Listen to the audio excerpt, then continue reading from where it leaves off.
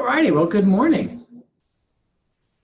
So today is session 7, which means we have today and Friday and then one more next Wednesday, and we're all set. Today is retirement planning and I think college, it's college and retirement planning. So for those of you who are already out the other side of college planning, you can listen to the college piece and start figuring out how you plan to help your grandchildren get there. And for those of you who are not out the other side of college planning, it's never too late, right? And for those of you who don't have children or grandchildren, you can help nephews and nieces and or start saving for your children that are yet to be. Because trust me, it is never too early to start. Never too early. If someone would have told me that I should have started saving for college before my kids were born, that would have been a better path for me. So let's jump right into to Dave, and we'll download afterwards, and I'll see you on the other side.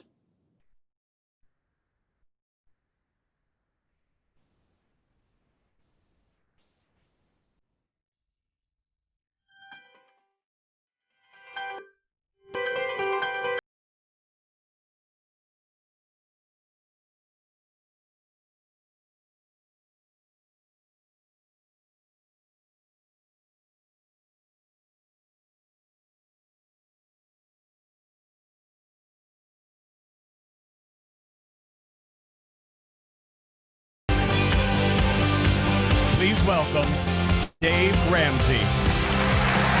Woo! Yeah!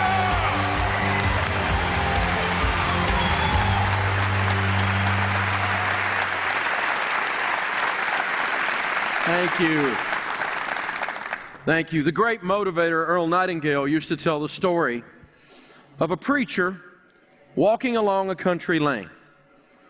And as he came to the top of a rise on this country lane, he looked at the valley below and he saw this beautiful, incredible farm.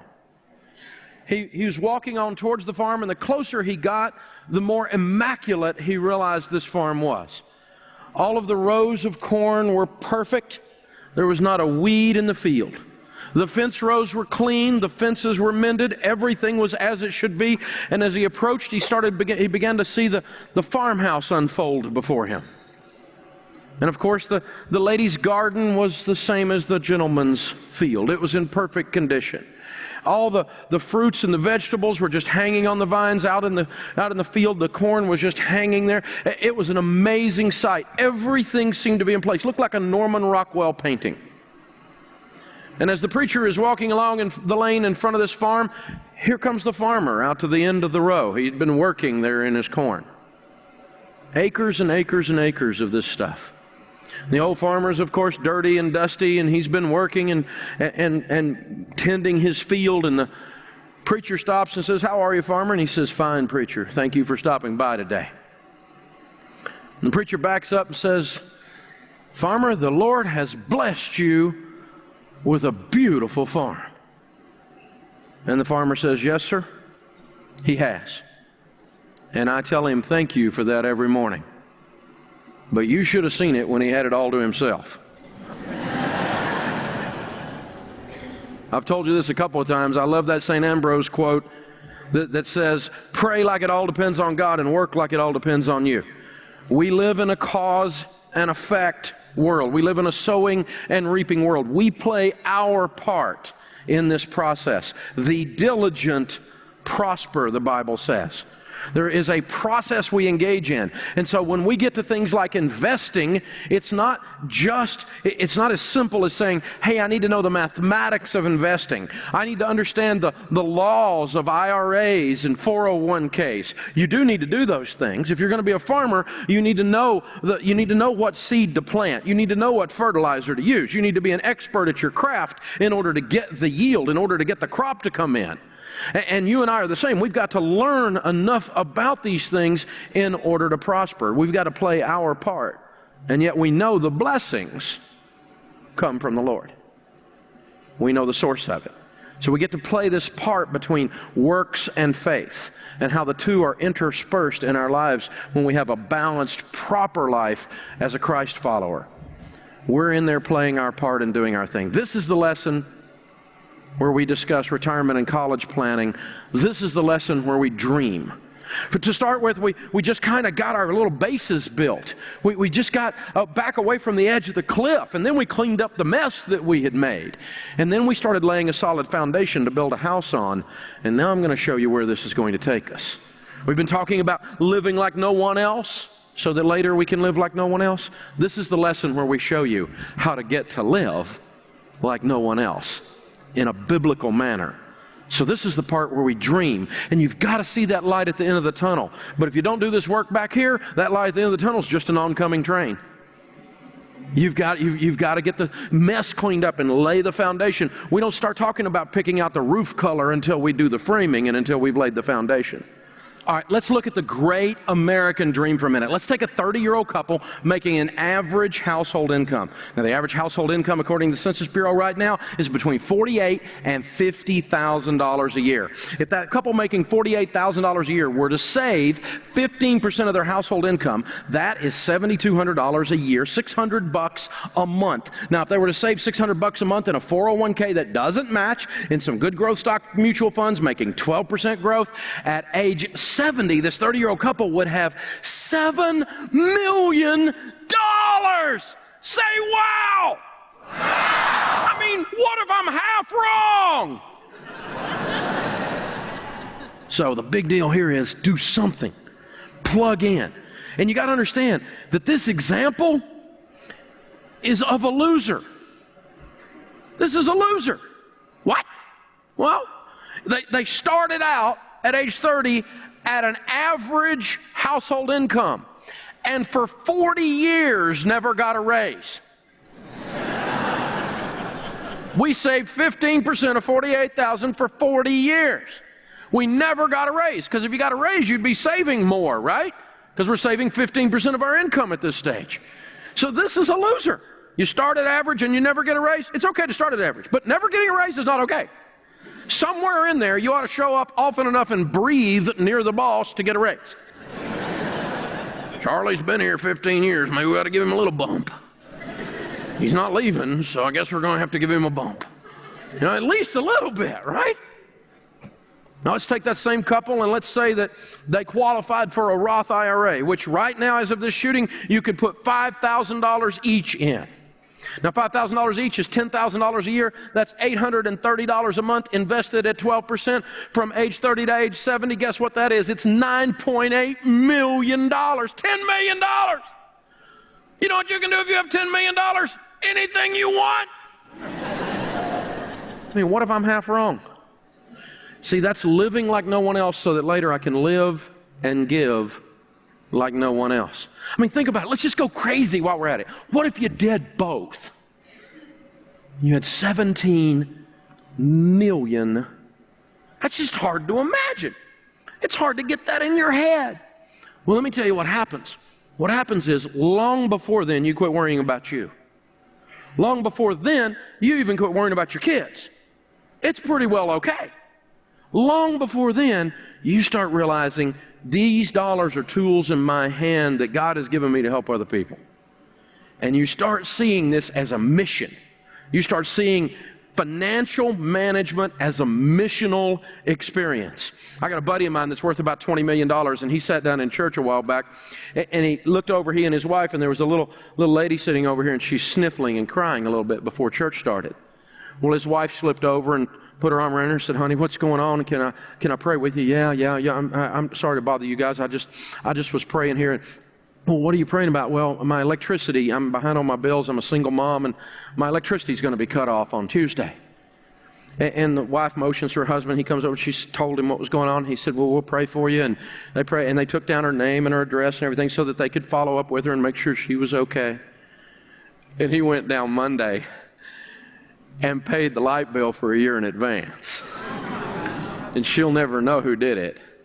Because you know a guy that's worth $20 million doesn't dress in such a way that you know who he is. I just happen to know who he is. She'll never know. It was a miracle. It was a miracle. It was a miracle that someone learned how to handle $20 million in such a way that they knew to pay the light bill a year in advance for a single mom. See, that's what this kind of money is. It's a tool to do things like that with. And guess what? If you're trying to pay your light bill, that never occurs to you. So we've got to get ourselves to this point so that you can have these kinds of thoughts running through your head. You take your eyes off of you take your eyes off your kids long before you get to $17 million. The baby steps work. If you work them in the order we're talking about, you're going to see the results. It takes a lot of time.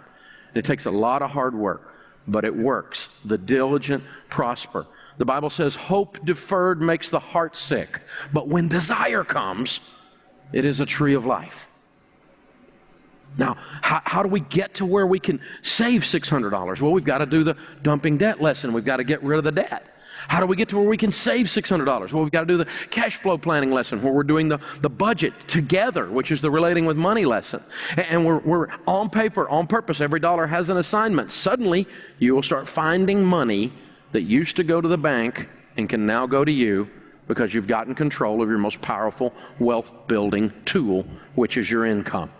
Now, once the emergency fund is in place, you need to begin retirement and college funding, which all fall under this heading of long-term investing for wealth.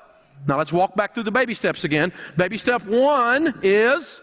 We're going to do that before we do anything. No other side deals. We get that done first. The second thing we're going to do is we're going to use the debt snowball. We're going to list our debts smallest to largest, pay them off in that order with gazelle intensity. Once all of our debts are gone except our home, then baby step 3 is 3 to 6 months of expenses set aside for emergencies. Now we're sitting there pretty cool right then because we got $10,000 or $15,000, $20,000 sitting there in cash just for emergencies. We don't have any payments but a house payment.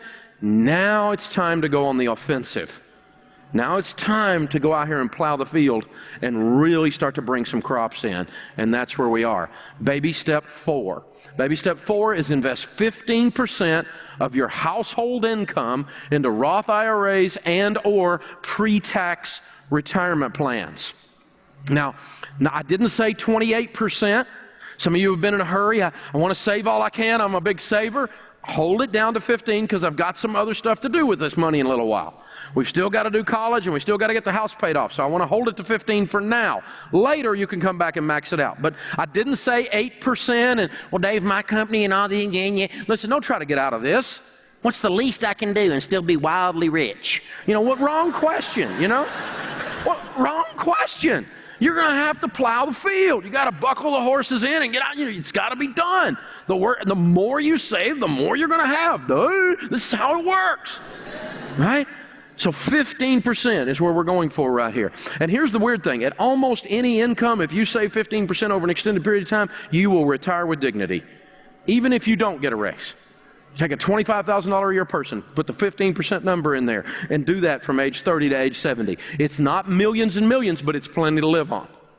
They're going to be okay. So the numbers work there. And of course, the big numbers, you start putting 15% of those away, well, it's big numbers, right? So it works. We've worked this for years. This is not our first ride on this cabbage truck. This stuff is proven out in actual mechanical practice. We know what we're doing. Now, the thing is this. We're going to go through all the technical stuff about 401ks and Roth IRAs, and I can guarantee you one thing. As soon as I finish shooting this, the government will change the laws. So check our website pretty regularly. We keep all the up-to-date stuff on there. So if you hear something in here that doesn't sound quite right or whatever, it's been changed, it might have been changed. Just go to DaveRamsey.com, go to Financial Peace, get on the website, look at the stuff. It's all in there. We keep up to date on everything. So we're going to keep you cutting-edge material there. Everything is available. And I have a network of people that I endorse for investing across the whole nation. We call them endorsed local, because they're local in your area, providers. ELPs for short. And they have to have the heart of a teacher, or I won't endorse them, not the heart of a salesman. And they have to agree to do investing the way I teach. So I don't send them over there and then you get different advice than what you've heard here or what you've read in one of my books or something like that. There has to be this integrity, this consistency. So you can get with them, you can get online, get up-to-date information, actually start doing the things that we're talking about in this lesson. What's scary is that 42% of American workers have never tried to calculate their retirement. That last year, the average American spent more time in that year watching reality television than they spent in the previous 10 years working on their retirement plan. Now, here's the weird thing. The average millionaire can't tell you who got thrown off the island, who can't dance, who got the rose. We're not sure just who the biggest loser is in this case, are we? Yeah, it could be us, those of us that get glued to our tube. And we could end up being the biggest losers in this case. So, you don't want to spend more time on reality television, which, by the way, hint, is not reality. Shocking. And you don't want to spend more time on that than you spend on your actual life and on your future. You spend your time on stuff that actually matters. 70% of workers say they are not where they need to be with their retirement savings. 29% of Americans have less than $1,000 saved. And their plan, I guess, is, well, when I get old, the government, which is well known for its ability to handle money, will take care of me. Not a good plan. So I use the KISS rule of investing in my life. The keep it simple, stupid rule of investing. Now, it doesn't mean that somebody is simple, and it doesn't mean they're stupid. Some of the most profound things I've ever seen in my life are simple. As a matter of fact, normatively speaking, across the wealthy people that I've worked with over the years, their plans are unbelievably simple. I always heard, that the wealthy people had all these special kinds of trusts or partnerships or sophisticated investments and all these different weird things and all these little things they were doing, and that's how they became wealthy. The secrets of the rich. Let me tell you what the secrets of the rich are. They're not a secret. That's the secrets of the rich. It's obvious and it's right in front of us. So keep it simple. It doesn't mean you're stupid. Don't put money in things you don't understand, ever. Well, Dave, it's difficult to understand. My guy says stuff like, have a well-diversified portfolio. Sometimes we use $20 words to describe a $3 concept in the financial world so we can charge you a commission. Diversification, for instance. Diversification simply means to spread around. So when you don't put all of your money in one place, diversification lowers risk. So if you put all your money in your company stock with your 401k, now you got your income and your job coming from that company, and you've bet your future on that one company. If this one company goes down, you're roadkill. You're gone. So you don't buy company stock with your 401k. You diversify. You put it anywhere but that. Any other company. Any other place. For goodness sakes. Now I'll show you some things to do with it. And these people get out there and they put all their money in one stock, in one company. That company goes bye-bye. They go bye-bye with it. So you have to spread it around. So here's the thing to remember. Money is like manure. Left in one pile, it stinks. Spread around, it will grow things. By the way, diversification is in the Bible. Wow. Ecclesiastes says, give portions to 7, yes to 8, for you do not know what disaster may come upon the land, or what character we elect as the next president. Scary. Scary out there. And so we don't know what's going to happen. Spread your portions to 7, yes to 8, for you do not know what disaster may come upon the land. And when you have your money spread out and you don't have any debt and you've got an emergency fund and wild times come in the economy, you feel like a spectator instead of a participant in the storm. It sets you up in a completely different way. Mutual funds are where investors pool their money to invest. Professional portfolio managers manage the pool or the fund, and your return comes as the value of the fund is increased. What in the world did he just say? Let's try this. I'm going to make this a mutual fund. I'm going to be the mutual fund manager because I'm the guy up here with the props. So we're going to open a mutual fund, and I'm going to let some of you on the front row invest in the mutual fund. When I call out to you, you're going to be an investor. I need to hear your first name. Second in. Yes, ma'am. Wanda is going to put some money in our fund. Your name, sir? Tony is going to put some money in our fund. Your name, sir? Dominic is going to put some money in our fund. Your name, sir? Arnie is going to put some money in our mutual fund. Your name, ma'am? Sally is going to put some money in our mutual fund. Your name, ma'am? Christine is going to put some money in our mutual fund. Your name, ma'am? Carrie is going to put some money in our mutual fund. Your name, sir? John is going to put some money in our mutual fund. Now, what just happened? These people just mutually funded this. It's a mutual fund. This is hard, isn't it? That's what a mutual fund is. They went together and invested in something mutually into a fund. Now, they're on the front row. They're smart people.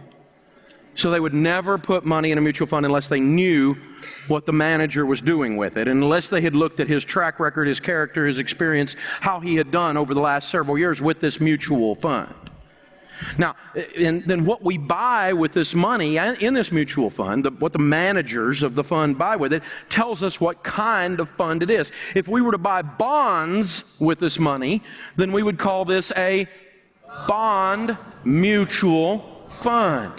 In the industry, we would shorten that and just call it a bond fund. Have you ever heard of that? Say yes. Yes. Okay. If I bought stock with this money, and I bought stock in companies that make things like Dove soap or Country Crock butter or Q-tips or Slim Fast or Lipton tea or Ben & Jerry's or All detergent, I would be buying stock in a foreign overseas company. Those products are certainly all consumed stateside. Many of those products are made stateside with factories here in the U.S., but the companies are not U.S. companies. They are foreign or overseas companies. Nothing wrong with that, but I'm just explaining to you how it works. So if I were to buy stock in international companies rather than U.S. companies, then we might call this an international stock. You're getting it. Now, if I were to buy stock in companies that are growing, maybe we bought stock in AT&T, maybe we bought stock in FedEx, maybe we bought stock in Home Depot, maybe we bought stock in Walmart, or maybe we bought stock in Microsoft, maybe we bought stock in Kmart, maybe not. And we bought stock in growing companies, then this would be called a growth stock mutual fund. That's what it is.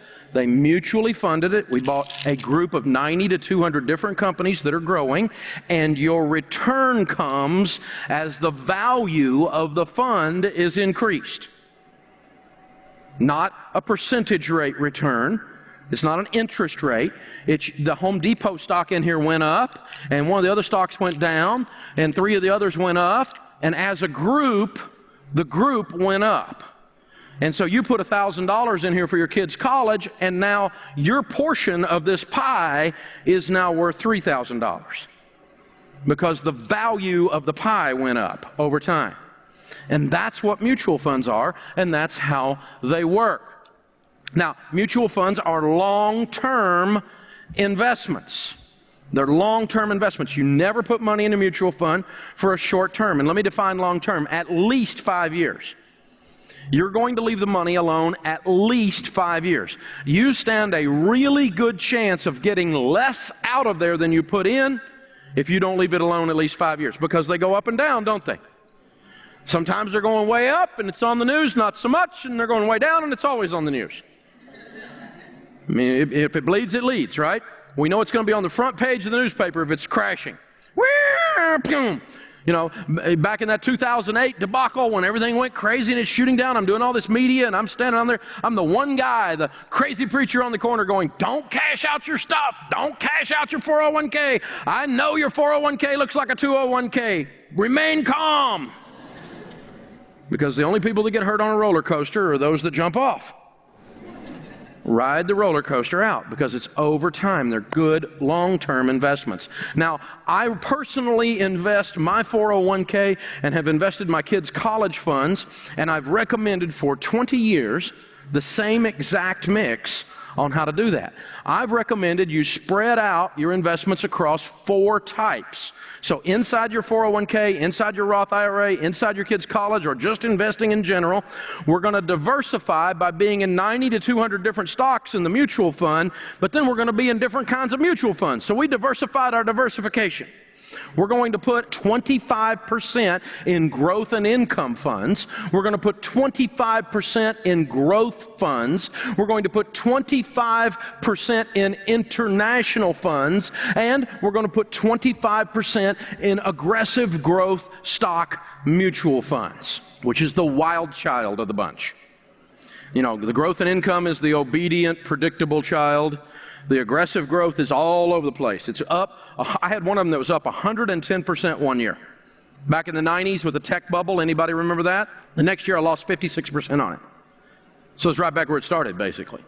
But it's all over the place. But it had averaged over a long period of time about 20%. But it was a wild ride to get there. And it's been crazy through the 2000s as well. So the deal is this, you got to have a little mix here. You got the calm one, you got the wild child, you got the one in the middle, and you've got the exchange student, right? So we've kind of got a mix here in the family, and there's something always to be a little scared about in there, because if things are going up, that growth and income looks boring. If things are going down, you're real glad you got it. And so you want to be just very, very, very spread out, very diversified. Now, when you're doing your investing, we always save long term with tax-favored dollars. Now, we used to say pre-tax dollars, but then the Roth IRA came along, and of course that's tax-free. Say free. Free. That's a good word. I like that word. Free is a good word when associated with the government. It's a good thing. So free. Now we've got tax-free and we've got pre-tax, so we just call it tax-favored. Tax-favored means that the investment is in a qualified plan. And one of those plans will sound something like an individual retirement arrangement, an IRA. Now, marketing with banks has been done so much that you thought that was an individual retirement account. The law calls it an individual retirement arrangement. An IRA. Now, everybody knows what an IRA is. There's a 401k, a 403b, a 457, there are SEPs, there's a little bit of everything. And what's interesting about this is people just say, I've got a 401k. Here's what this is. What does 401k stand for? It is the regulation in the IRS code that allows us to have this account. It's section 401, subsection K. With a 403b, it's section 403, subsection B. You go into the code and actually read it. That's how you'll find it in there. And the 401k is a typical corporate savings plan. A 403b is for nonprofits and hospitals and teachers and that kind of stuff. And that's where you'll see that. 457 is deferred comp. You're just putting off your compensation until later. And so that's how these things work out. The bottom line is this. We get confused and we say, well, I invested in an IRA. I invested in a 401k. Not really. A 401k is how your investment was treated. Basically, the investment is the cookie jar. This is the money. It could be a mutual fund. It could be an account at the bank. It could be all kinds of different things. This is money. And if you just set money out there in the cold, the government wants a piece of it. If instead you want to keep it warm, you put a little coat over it called an IRA. Or you put a little coat over it called a 401k to keep it warm. But the coat is the 401k. That just means it's got covering so that the taxes don't get to it. But under here is the meat. This is the money. This is a mutual fund, for instance. And a mutual fund you can have with or without an IRA. If you qualify it as an IRA, or you use a mutual fund in your 401k, now we put a coat over it and we're keeping it warm from taxes. We're keeping the taxes off of it. So that's how we've got to remember to look at this. Now let's look at IRAs for a second. Remember, the IRA is not a type of an investment at a bank. As a matter of fact, I don't recommend you buy your IRA at a bank. I don't want a bank IRA because I don't want bank interest rates. Awful, right? Instead, it's the tax treatment on virtually any type of investment that you do as an individual retirement arrangement. It's the coat over the cookie jar. Everyone with an earned income is eligible for an IRA. Now, everyone doesn't have an earned income. If you're on disability, you're not eligible. If you get only Social Security or pension, you're not eligible. If you're living off of investments, you're not eligible. You have to have wages or own a business and have an earned income in order to have an IRA. You can't do an IRA that way. And so you can't start an IRA on your children unless they have an earned income. However, I did have a buddy in the investment business one time that had a client came in. The baby was in a diaper commercial. The baby got paid big bucks for the diaper commercial. So they filed a tax return on the baby and did an IRA on the baby that year. But unless you're sending your kids to the salt mines, you're really not going to be able to do IRAs on them. They have to have an earned income, and you have to file a tax return for them to qualify on that. The one exception for this is non-income producing spouses. If, for instance, my wife is a stay-at-home mom, if we qualified for it income-wise, we don't, but if we qualified for an IRA, I can do $5,000 on me and $5,000 on a non-income producing spouse. That's the one exception. That's the one person that doesn't have an earned income that can have an IRA. Now, the Roth IRA came along a few years ago because Senator William Roth, God rest his soul, I love the man. Oh, thank you. The Taxpayer Relief Act of 1997 put the Roth IRA in place. Now, the Roth IRA is an after-tax IRA that grows tax-free. Say free. Free. And if you save like we teach, you're going to have enough money that the Roth IRA is your best route to go. If you get out of debt and you start saving 15% of your income, almost every one of you will have enough money that the Roth IRA is mathematically going to be the way to go. It's definitely the way to go. And Roth, that little four-letter word, is a multi-million-dollar word. Let's say you did your savings and you built it up in a 401k. Well, you know as you pull the money out of the 401k that everything that's in there is taxable. Let's say you had $4 million in there.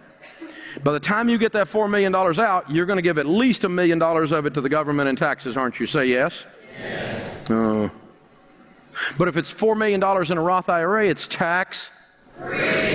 So that word made you $1 million. It's worth $250,000 a letter. Wow. Now, the 401ks, the 403bs, the 457 plans, most companies have completely done away with the traditional pension plans. They rely almost exclusively now on a 401k type of a plan or a 403b or something like that. They're not providing company-provided pensions hardly anywhere anymore. That's a dinosaur. It's almost gone.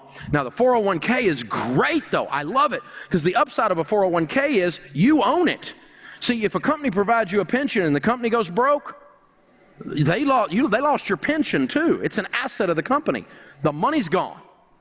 But with the 401k, it's yours. It's in your name. It's your money you put in. Even if they match, it's yours. You're vested, it's yours. And if they go broke, you're fine.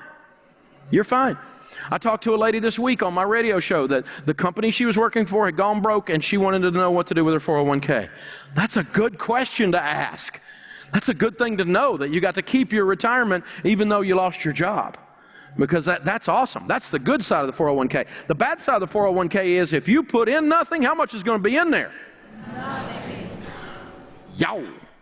So you got to use this tool or it's not going to be of any value to you at all. Now, some companies are now offering the Roth 401k, which your portion that you put in is after tax and grows tax-free. I'm loving this word.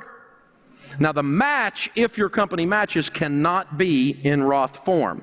It'll be traditional and it'll be pre-tax and taxable on the match portion. So you'll kind of have two things running in your 401k at the same time. But I offer a Roth at my company. I personally do a Roth 401k at my company.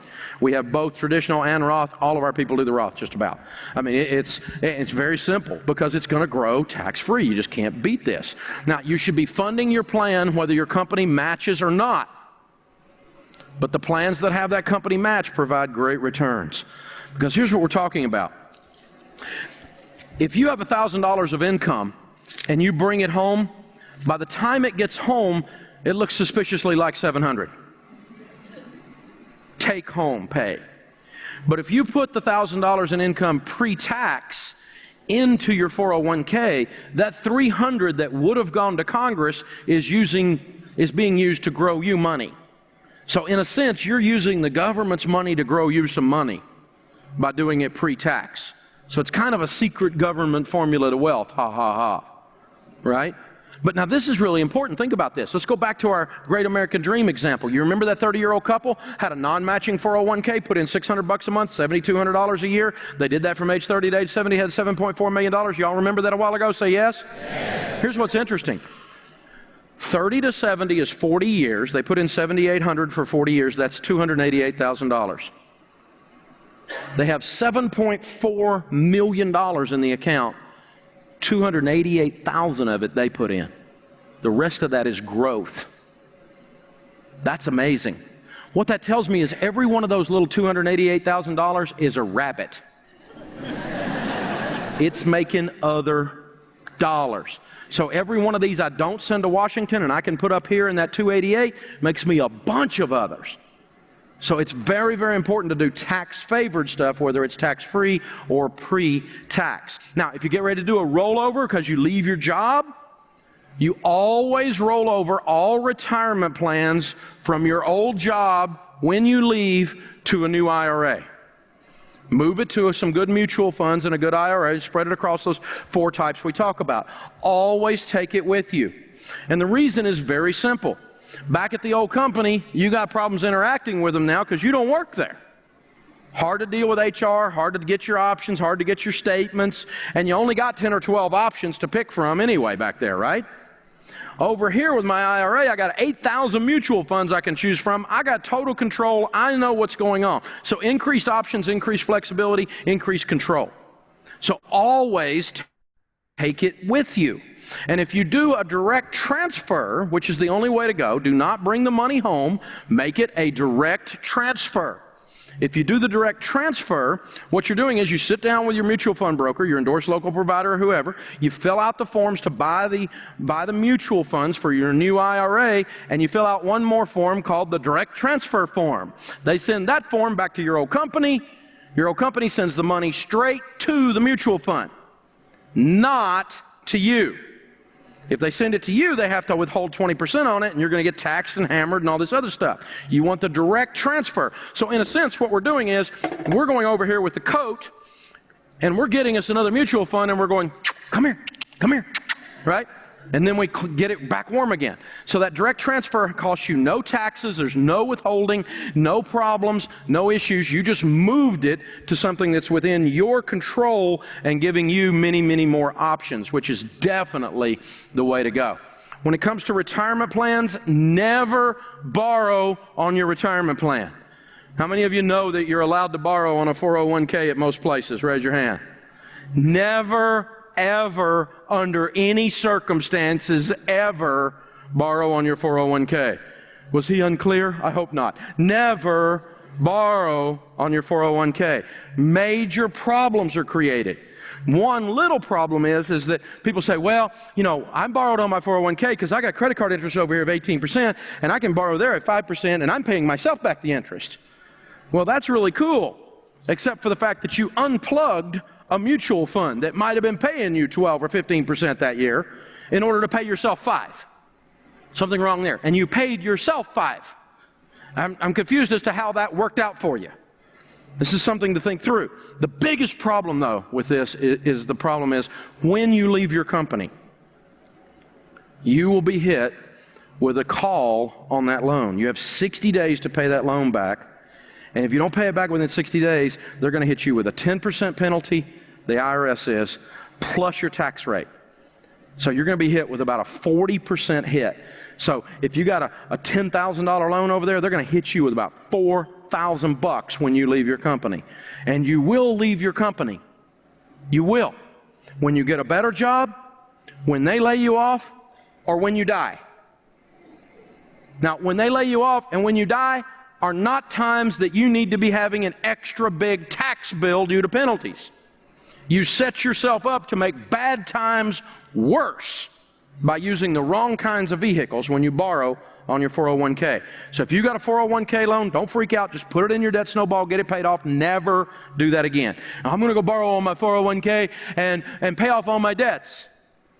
Wait a minute. You can't borrow your way out of debt. You got to pay that back. You can't get out of a hole by digging out the bottom. That doesn't work. And isn't it funny how we use words like that? Out of the abundance of the heart, the mouth speaks, the Bible says. We say, I borrowed to pay off my debts. You didn't pay off your debts. You just moved them. And you moved them, in this case, to a worse vehicle than you had before, even though it might be a better interest rate. But you set yourself up for serious problems. Our suggestion for investing is this. We're going to do 15% in baby step 4 of our income into retirement. 15%. Say it one more time. 15%. 15%. That means if you make $100,000, we're going to put in how much? $15,000. So if we make $50,000, we're going to put in $7,500. So you real quickly take your household income, and between her 401k, your 403b, and Roth IRAs, somehow we got to get to 15% and no more.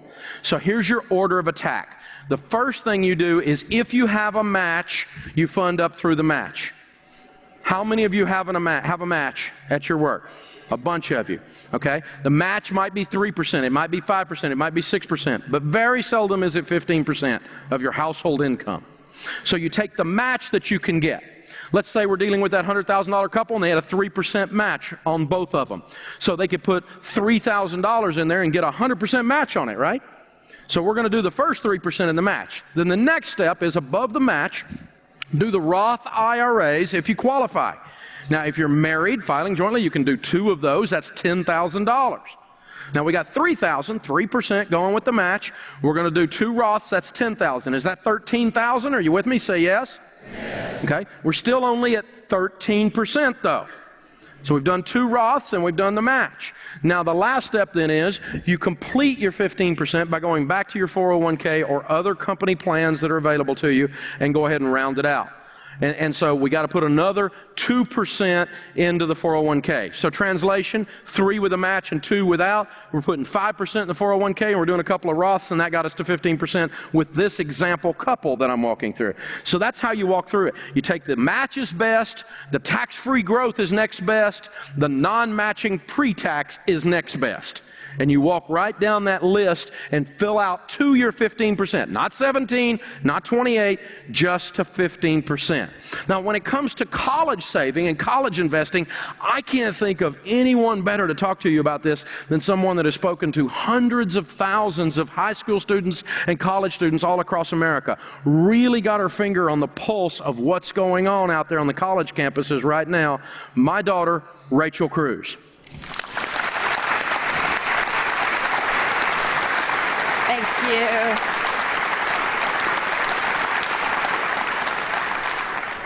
Well, over the past couple of years, I've traveled around talking to college students, and I've been finding this common theme, and that is one of student loans. And I've personally come to believe that student loans are the roadblock for this generation.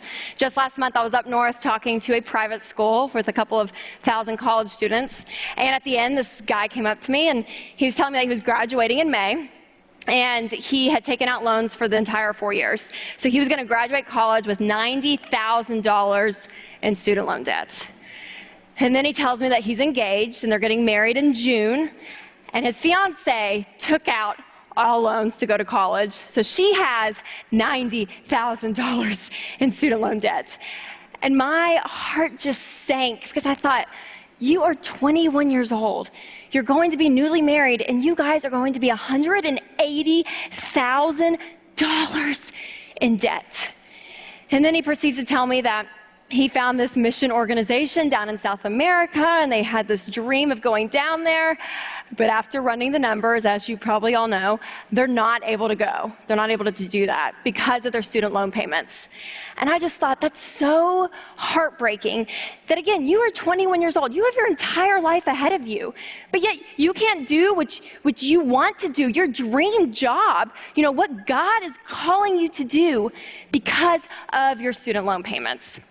And so this idea of student loans, again, it has become the roadblock of this generation. So parents, I encourage you, yet I am pleading with you to be all up in your kids' business when it comes to this subject in life. You have to be. And that means if they're 2 and you're just now starting to save for it, or they're 17 and they're applying for colleges in the fall.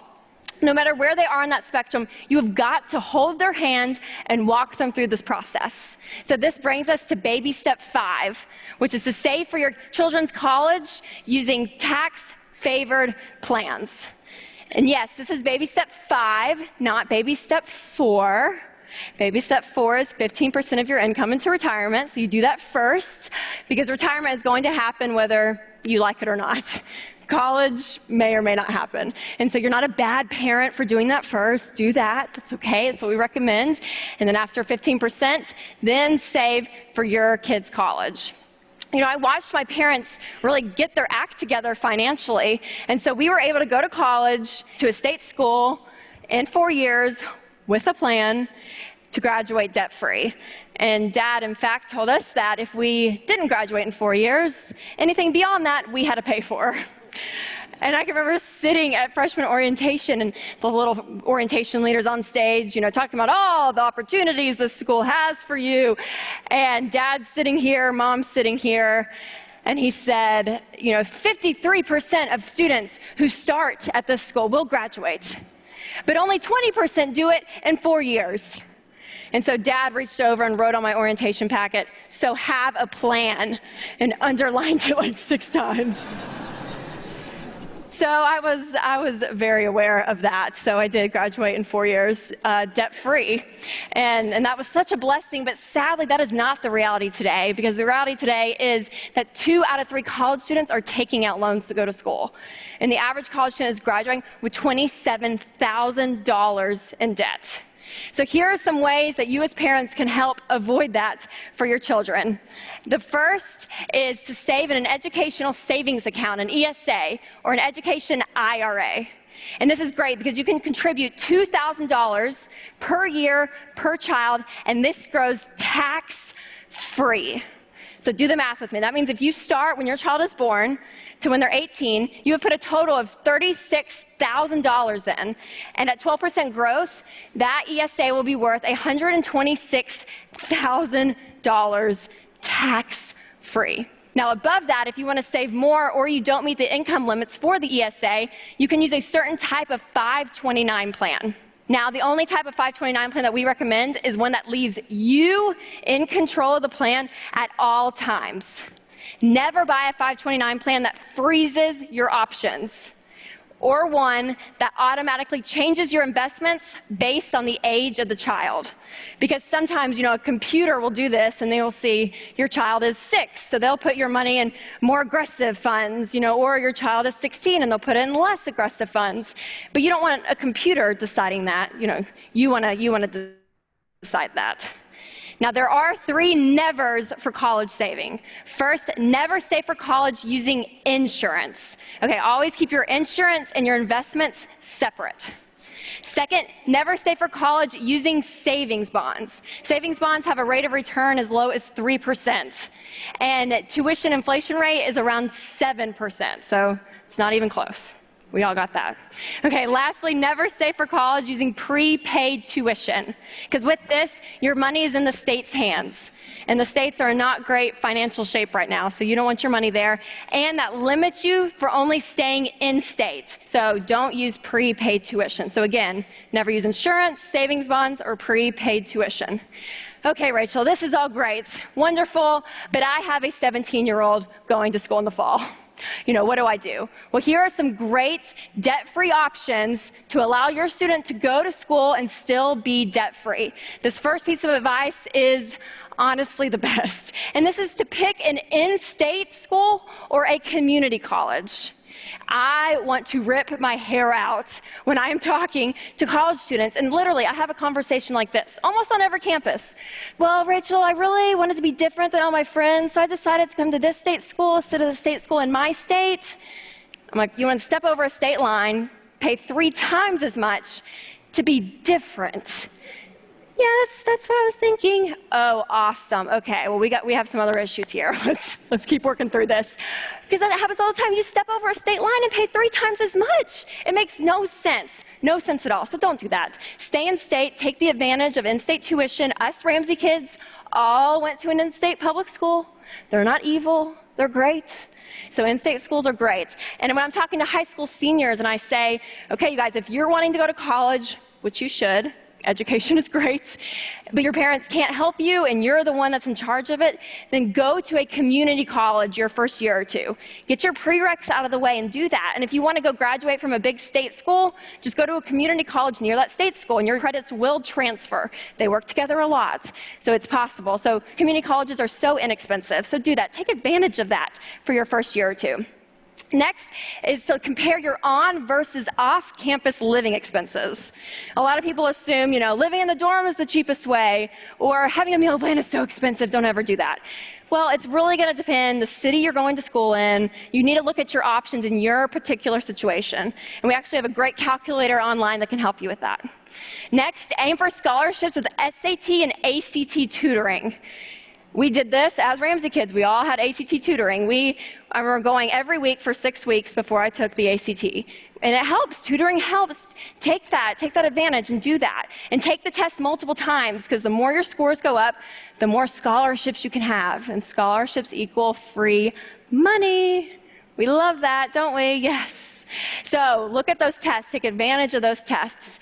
And last is probably a shocker, so prepare your hearts. Get a job. Yes. I'm on college campuses almost every week, and I know about this much of them have student loan debt. And honestly, I talk to about this many that have jobs. It is foreign today. And even in school, I knew more students with student loans than jobs. And so if the average college student works 20 hours a week, they can pay their way through a state school. And studies show that the average college student socializes about 20 hours a week. So get off the Frisbee golf course, put down the Starbucks latte, right? And get to work. Get a job, pay your way through. But Rachel, my child needs to really focus on their studies. I don't want them to have a job. They really need to focus on their grades. Well, how are they paying for it? Well, they're taking out loans, but I just really want them to focus on their grades. Well, actually, studies show that students who work 10 to 19 hours a week graduate with GPAs higher than students who don't work. You learn time management. You learn so many life lessons while working, so it is not an evil thing. It is a must. So you can go to school debt-free. If you go in state, you look at your living expenses, you apply for scholarships, and you're working. It is possible. And parents, I want you to hear this so loud and clear, because in our culture today, we are so okay with student loans. You can't be a student without a student loan. That's just the only way to go to school. And it's becoming a roadblock. People are not able to live out their dreams because of the choices they make when they're 18 years old, and their parents are not helping them and helping them financially and mentally. So walk with your students through this. Walk with your kids through this, because it is so, so important. Now we'll have Dave come back to the stage to wrap up this lesson. Thanks, you guys.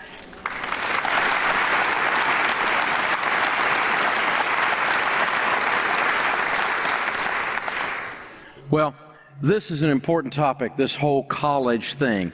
It is unbelievable. And Rachel's right. Teaching your child to work is not child abuse.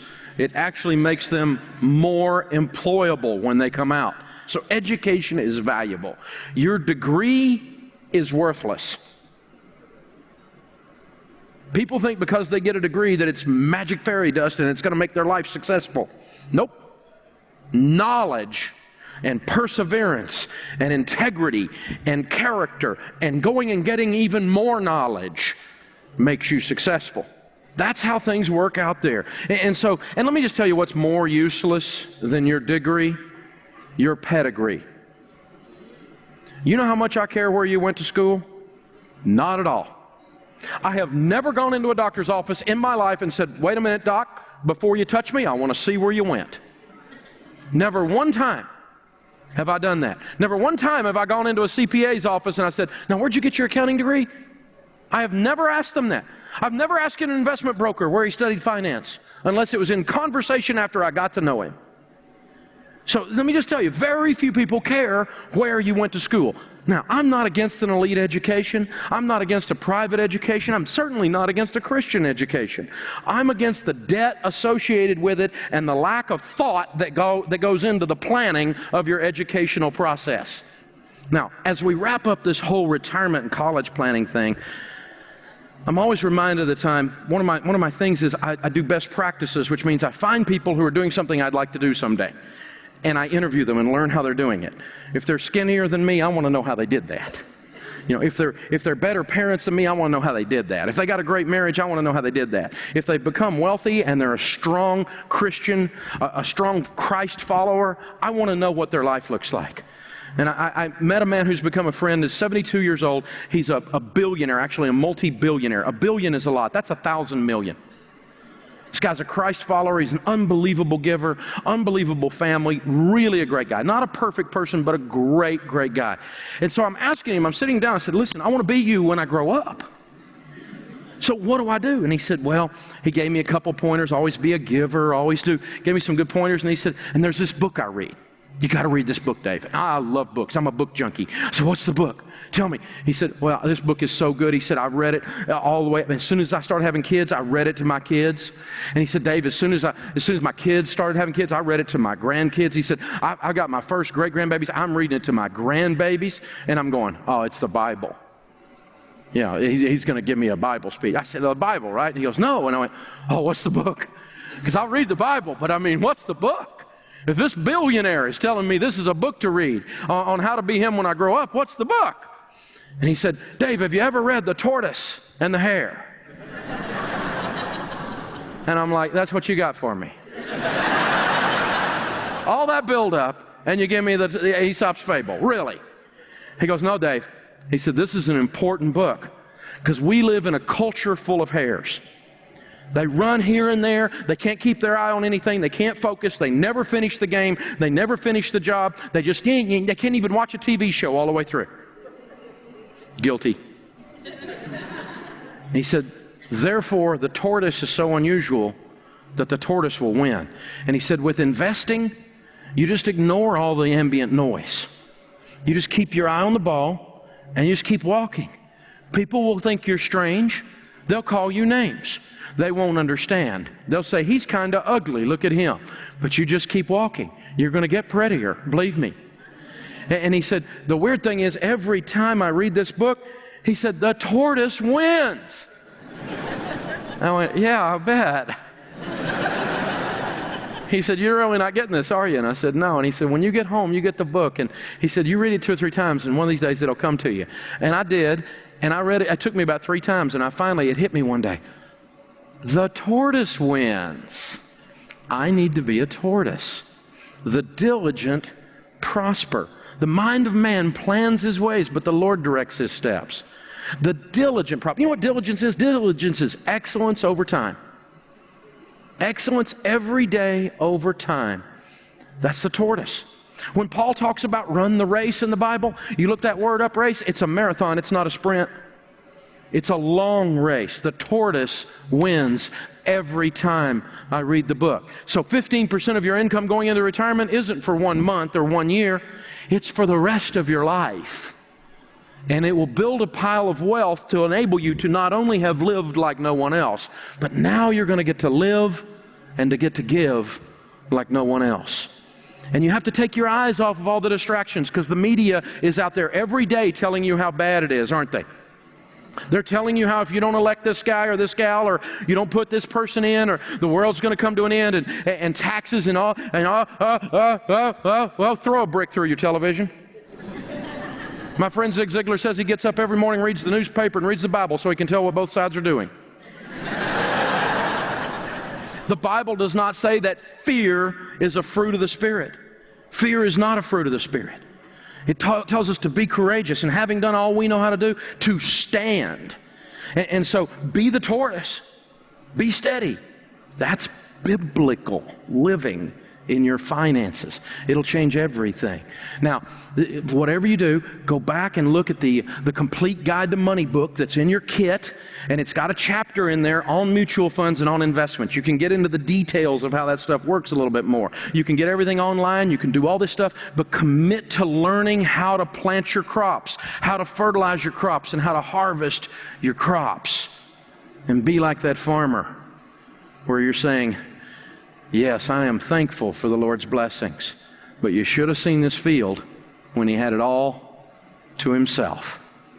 Take 1 minute and write down some of your goals from this lesson.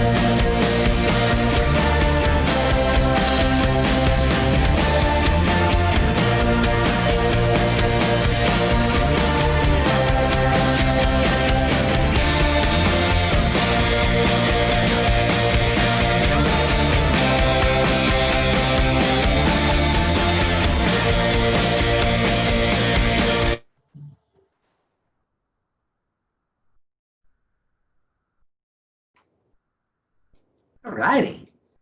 Thank you so much, Dave. We appreciate you as always. So what'd you hear? What'd you get out of that one? I love to go first. I loved the diligent prosper.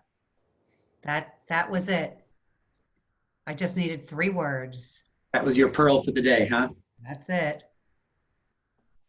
Well, you know, what I think Jeannie's reminding us of is that this is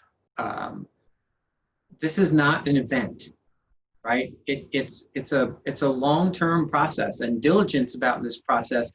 It's why I keep coming back over and over and over again to listen to this over and over and over again, because I always hear something different. I always hear something new, and when you have diligence about, for those of you who have been listening to the Ben Kinney Wealth Series, session 4 or 5, I can't remember. One of them was be a student of wealth, be a student of money, right? And the entire 40-minute session was discussing how are you showing up every day to learn more and be a student of how money works and what things affect money and the mindset around money.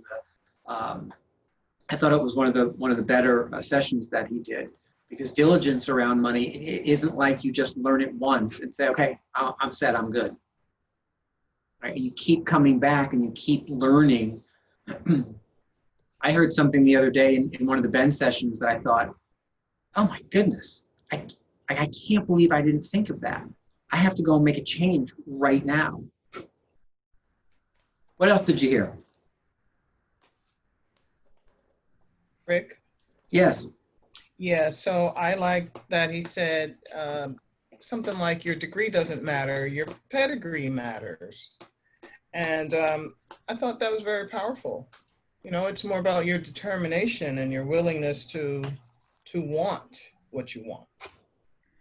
Yeah, indeed, because it doesn't matter where you came from. It matters where you're going. It matters today, right? I mean, I'm sort of a perfect example of that. I don't have a college degree. I didn't graduate from college. I started and I dropped out. And I went to an acting conservatory for 2 years. It didn't give me an actual degree.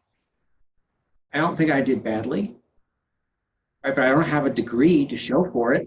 I don't have a piece of paper. And that's not to say that finishing college is not the path. I mean, I encourage my children to to finish college. But it's also not the end of the planet if somebody takes a different path, as long as there's a diligence and an understanding and a desire to continue to learn and move forward, right? I loved the idea in the very beginning that he talked about the guy who paid somebody else's light bill for a year.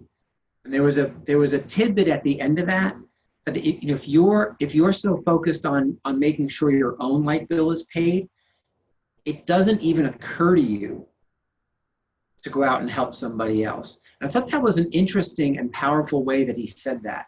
Because what he didn't say, you can't, or you don't have the means to help somebody else. He said it doesn't even occur to you. If you're so focused on getting your own stuff in order, it doesn't even occur to you to go and do something philanthropic or generous like that. That's not aha to me, because that to me is it puts us in a place of saying, like when I'm so focused on making sure I'm paying my own stuff, right? When I have the debt, when I don't have the emergency fund, when I'm not pushing forward on these baby steps, it actually closes me off to the opportunity of giving instead of opening me up to it. That kind of hit me differently this time when I heard it.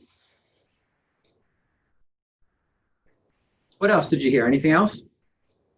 Hi, Rick. Hi. I liked when, at the very beginning, he gave the example of the two 30-year-olds, and he said, what if I'm half wrong? And I thought, and that just made me think of the thing you tell kids, shoot for the moon and you'll land among the stars. And it was basically, and I think at some point he said it, do something. I'm no longer 30, obviously, but do something.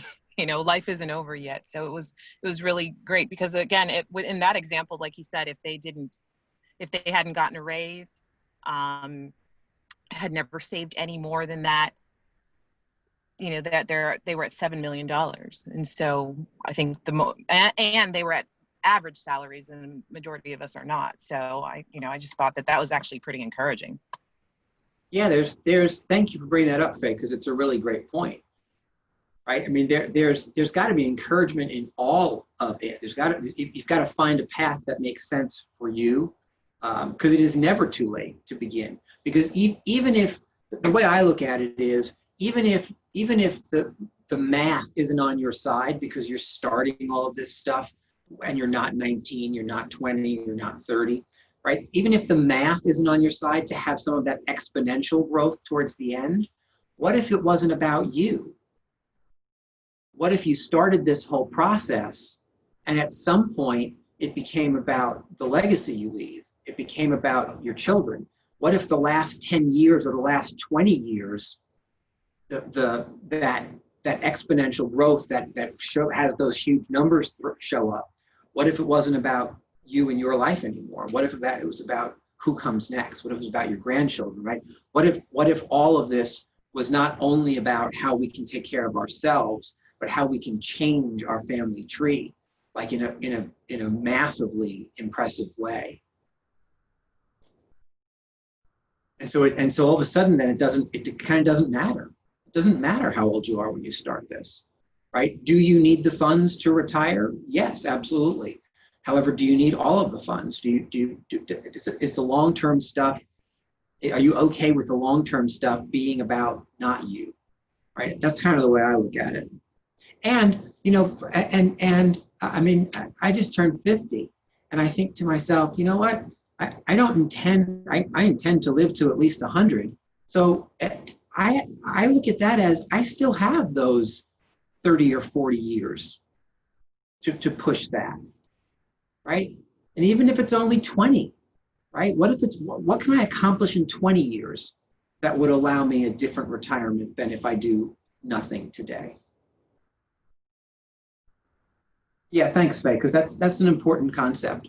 It doesn't matter. Like your starting point doesn't matter. Your age today doesn't matter. It's all about getting started and fulfilling as much of it as time allows. Yeah. Thanks, Rick. Sure. Anything else before we finish for today?